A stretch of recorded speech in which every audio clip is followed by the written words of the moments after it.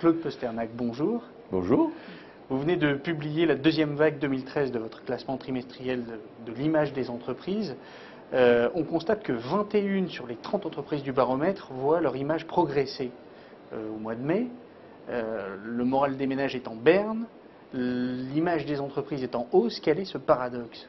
C'est un vrai paradoxe, puisque jusqu'à aujourd'hui, depuis la création du baromètre, globalement, c'est-à-dire depuis 14 ans, l'indice moyen d'image des entreprises est indexé sur le moral des ménages.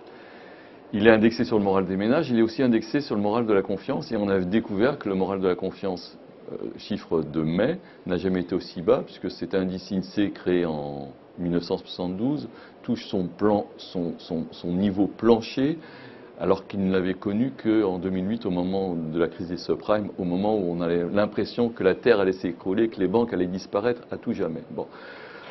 Ça veut dire quoi ce paradoxe? Comment on peut l'analyser? On pourrait l'analyser, je pense, d'une façon mécanique et un peu plus stratégique. D'un point de vue mécanique, on peut voir que le bas du classement remonte, c'est-à-dire qu'il y a un rebond technique. Il y a eu une telle purge dans certains secteurs et en particulier dans l'automobile, c'était normal que ça remonte un petit peu. Alors, les places restent les mêmes, mais mécaniquement, l'indice remonte. Ça, c'est le premier élément. Et le deuxième élément qui me paraît plus important, c'est qu'on a la sensation en France aujourd'hui, c'est que le seul espoir de sortir de cette crise, et en particulier avancer sur le problème douloureux du chômage, il n'y a que les entreprises qui vont y arriver. Donc, il y a une volonté des Français d'expliquer nous sommes derrière vous. Pour preuve, un chiffre intéressant qui était le chiffre Cevipof, qui est sorti dernièrement, qui avait complètement inversé cette courbe. C'est-à-dire autant on avait une période l'année dernière où il fallait demander plus aux entreprises, autant les Français sont beaucoup plus magnanimes par rapport à leurs entreprises en disant au pouvoir public aidez-les, c'est eux qui vont nous sortir de ce pétrin. La politique favorable aux entreprises a aussi un impact sur l'image des entreprises. Complètement. Non, pour une raison très simple, cet indice, c'est un miroir de la société française. C'est-à-dire qu'il n'est pas tout à fait un hasard que vous retrouvez ces trois entreprises en tête. C'est-à-dire vous avez en numéro 1 Yves Rocher, en numéro 2 Airbus et en numéro 3 Leclerc. Ça veut dire quoi? Leclerc, c'est une des inquiétudes des Français, une des deux inquiétudes, le pouvoir d'achat. Donc il y a un transfert de légitimité donnée aux entreprises de la grande distribution pour défendre le pouvoir d'achat. Avec ce paradoxe qui fait que le meilleur avocat de l'acheteur devient le vendeur. C'est typiquement français, mais ça existe. Deuxièmement, l'autre sujet d'inquiétude numéro 1, bien évidemment, c'est l'emploi. Et l'emploi, Airbus répond à ce souci. Airbus a un carnet de commandes rempli comme jamais en ce début d'année. Airbus, c'est l'industrie. Les Français veulent qu'on retourne à l'industrie. Et puis Airbus, c'est l'industrie française et européenne qui triomphe. Donc, bien évidemment, on sollicite à la fois sur le pouvoir d'achat Leclerc et à la fois sur le chômage Airbus. Mais, à l'arrivée, le numéro 1, c'est la synthèse des deux. C'est-à-dire que vous prenez Yves Rocher, c'est à la fois le pouvoir d'achat, c'est une marque considérée par les femmes comme le meilleur rapport qualité-prix, ou en tous les cas un excellent rapport qualité-prix.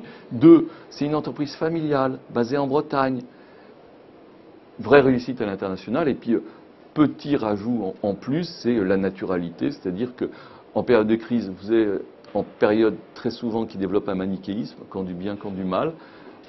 Yves Rocher est clairement dans le camp du bien quand on additionne le pouvoir d'achat, le développement économique, l'entreprise familiale et la naturalité.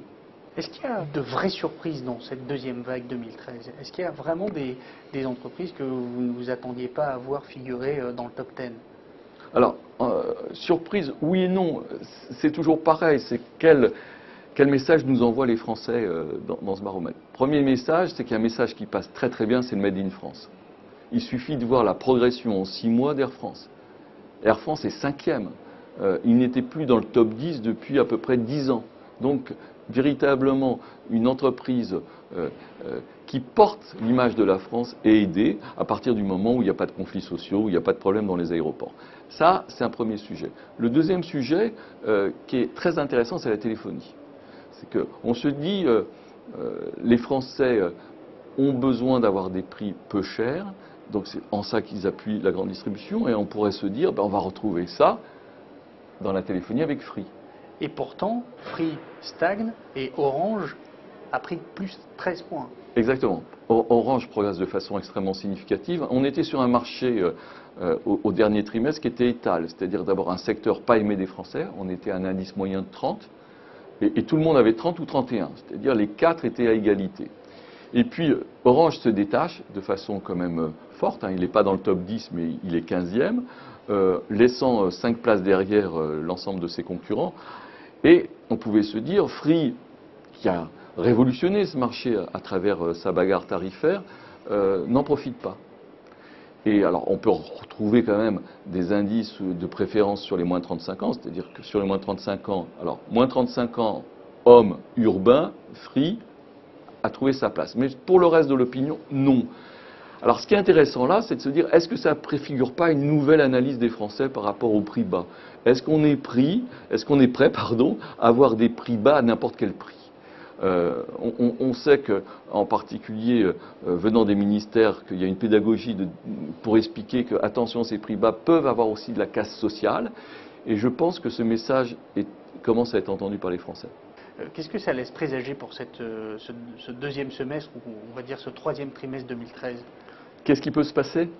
D'abord, ce qu'il faut voir, est-ce que cette amorce, c'est-à-dire 8 points gagnés plus 3 points gagnés en indice moyen, est-ce que ça va continuer? C'est-à-dire que est-ce que les entreprises vont porter un espoir dans la société française? Ça, c'est un premier élément qui est extrêmement important. La deuxième chose, c'est de savoir, est-ce que l'industrie automobile va remonter? Je vous rappelle quand même une chose, c'est qu'en juin 2011, l'entreprise préférée des Français, c'était Peugeot. 2 ans plus tard, Peugeot est 29e. Et puis, autre sujet d'intéressement, c'est tout ce qui se passe sur la grande distribution. La grande distribution, globalement, a stagné dans ce dernier baromètre. Et dans celui d'avant également. La seule société qui progresse, c'est Carrefour. Et elle progresse de façon significative.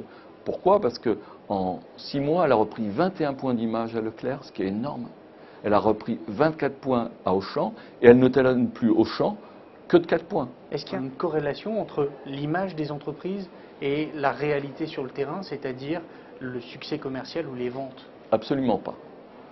Absolument pas. Et ça, c'est la spécificité de l'opinion française. Dans l'opinion française, vous avez 2 personnes. Vous avez le citoyen et le consommateur.